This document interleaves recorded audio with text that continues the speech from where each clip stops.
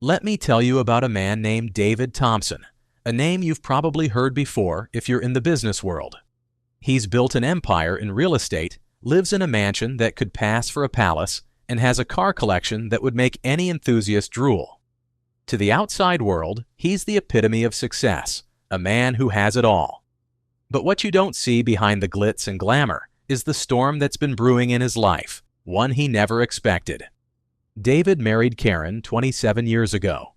Back then, Karen was everything a man like David could want: beautiful, charming, and full of life. She had a way of making every room she walked into feel brighter. Karen wasn't just his wife, she was his partner, someone who stood by him during the grueling early years of his career. But life changes people, and Karen changed more than most. At 55, she was still stunning, thanks in part to expensive skincare routines, personal trainers, and the best cosmetic treatments money could buy. She'd always had a taste for the finer things, but over the years, that taste grew into something else, an insatiable appetite for attention. David noticed it, but brushed it off. After all, she deserved to enjoy the life they'd built together. Karen's shift began subtly. She started spending more time in front of the mirror, experimenting with makeup and new hairstyles. Then came the clothes, outfits more suited for a runway model than a woman hosting charity luncheons. When David jokingly asked if she was planning a second career, Karen laughed and said, "Maybe I should. Don't you think I could still turn heads?" What started as a playful idea soon became a full-blown obsession. Karen decided she wanted to become a model, not a typical runway model, but a social media star.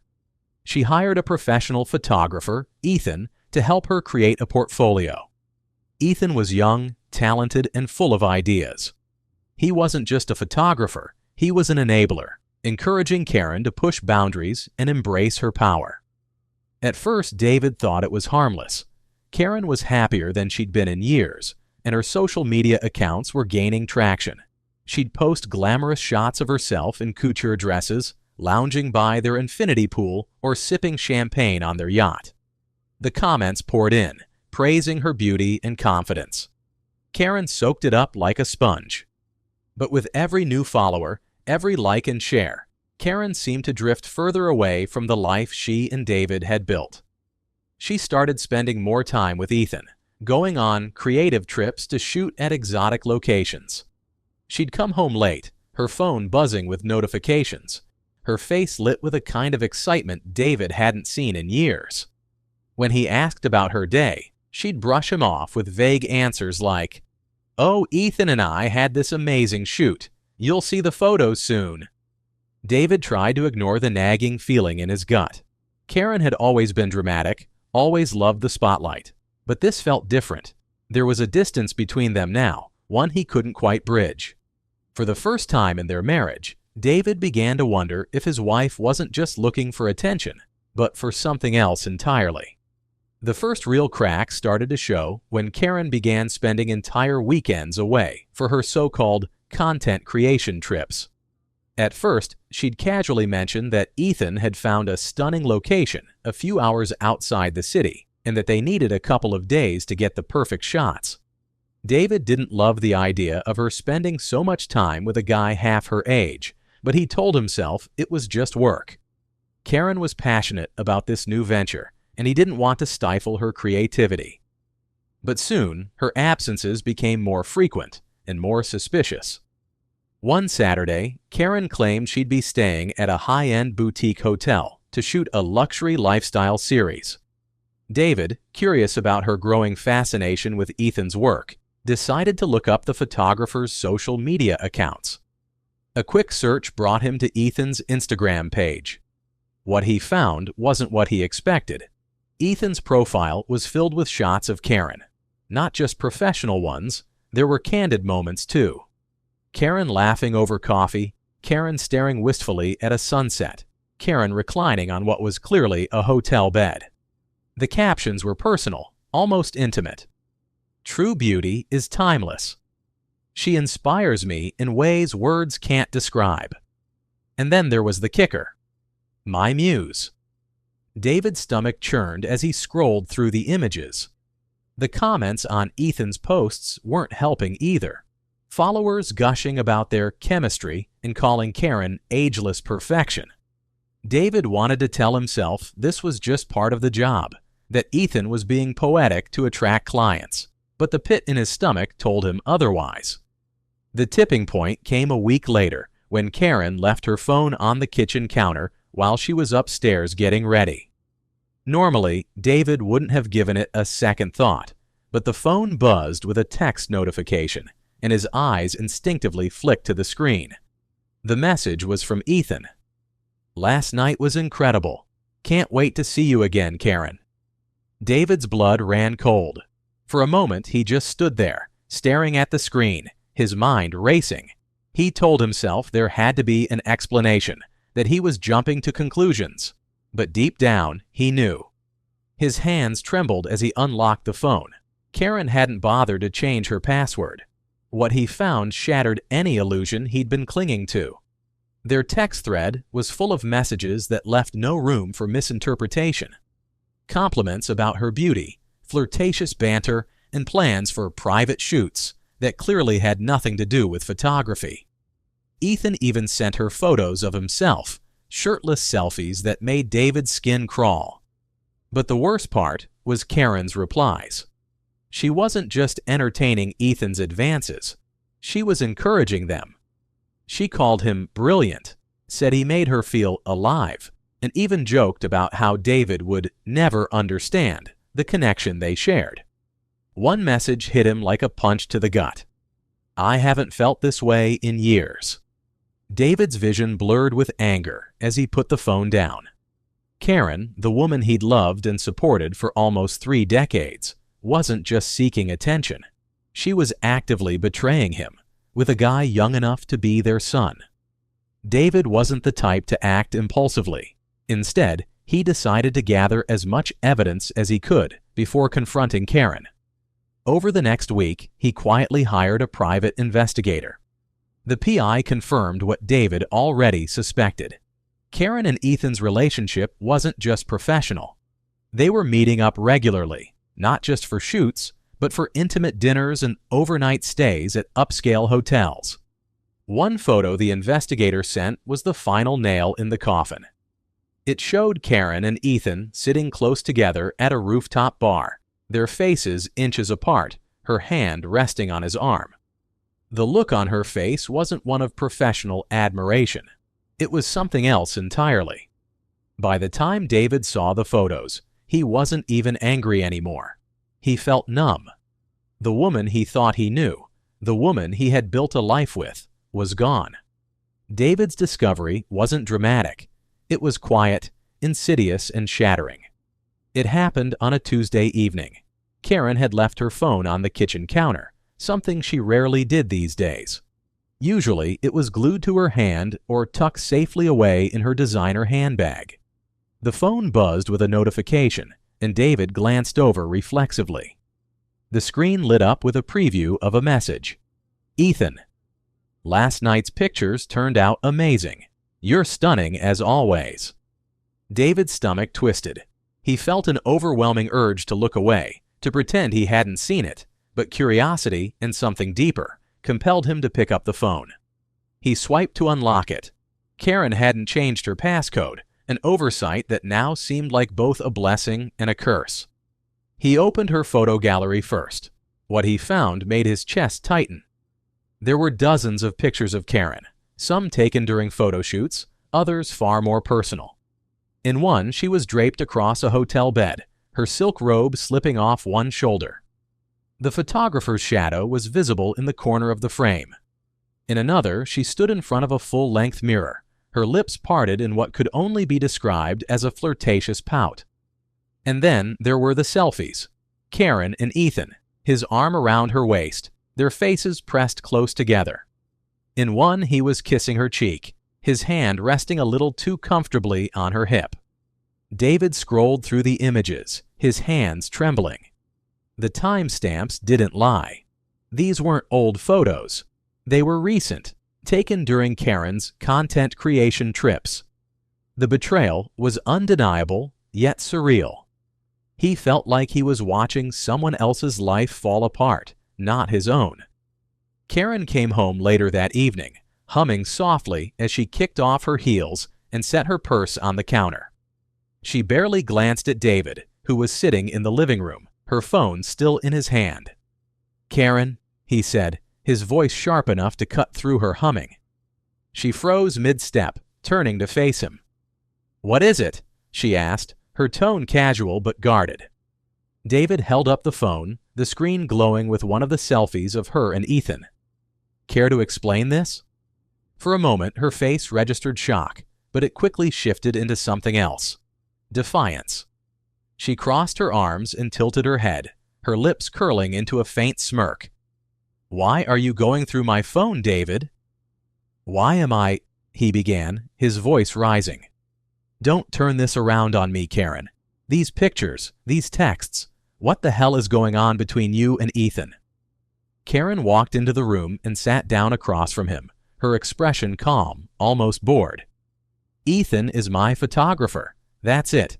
Those pictures are for my social media. You're making a big deal out of nothing." "Don't insult my intelligence," David snapped, his anger bubbling to the surface. "These aren't just professional photos, Karen. Look at this." He shoved the phone toward her, showing her the selfie of Ethan kissing her cheek. Karen glanced at the screen, then leaned back in her chair. "David, you're being paranoid. It's just a picture. You need to stop snooping through my things and stay out of my business." "Your business?" David repeated, incredulous.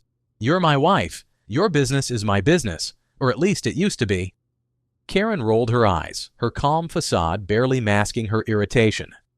"I'm not going to sit here and justify myself to you.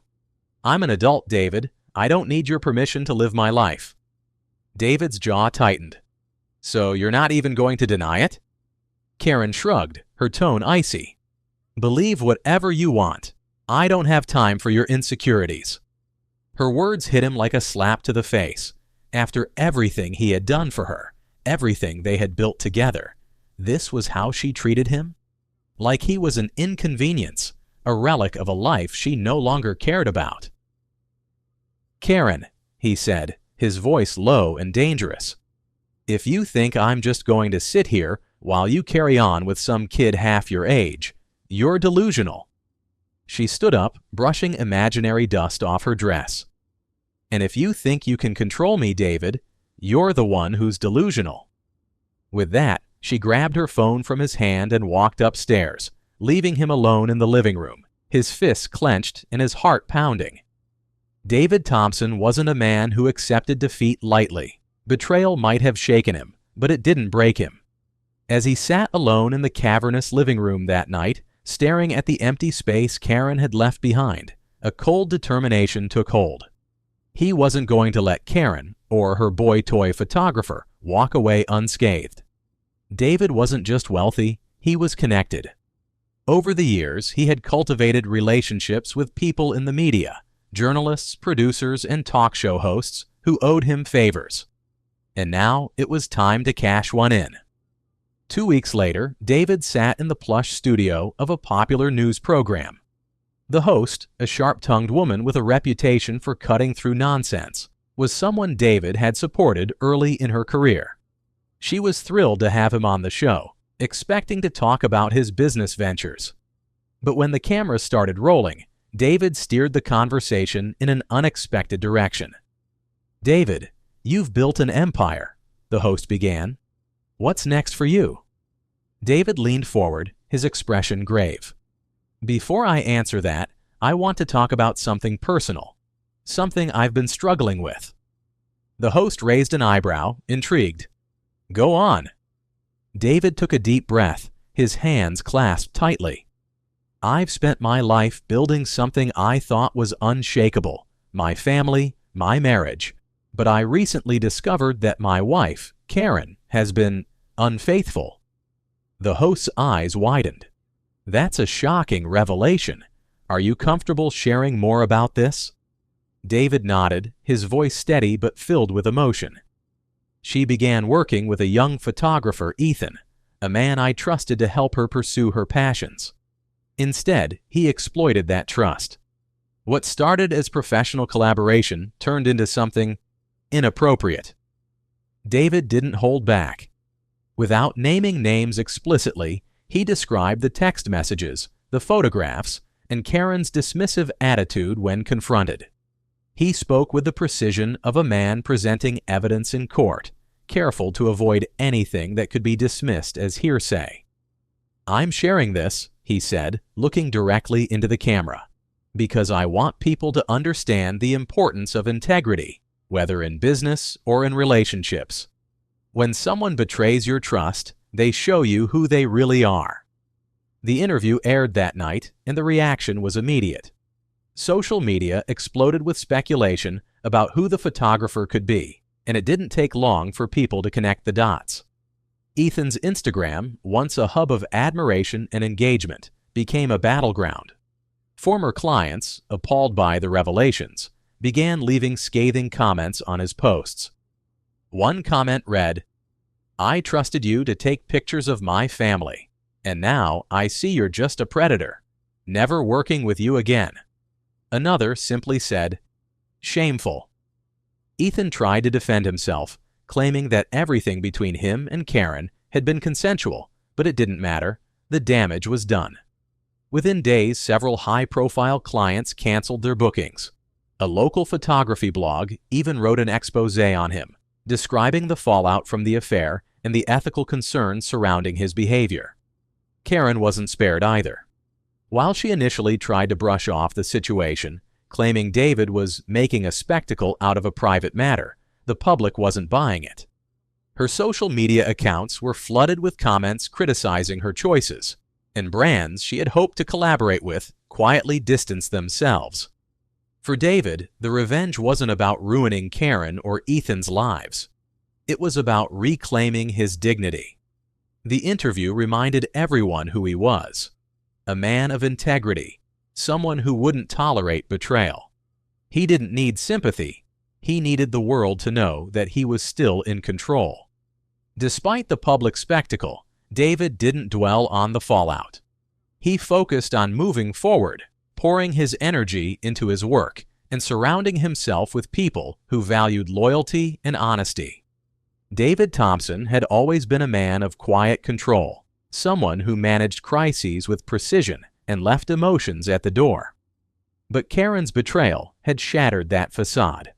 For weeks after their confrontation, David tried to focus on his work, on his businesses, on anything that didn't remind him of the woman who had once been his partner. But news of Karen and Ethan's next move hit him like a punch to the gut. Karen wasn't staying in the shadows. She and Ethan had decided to go public, presenting themselves as an artistic duo.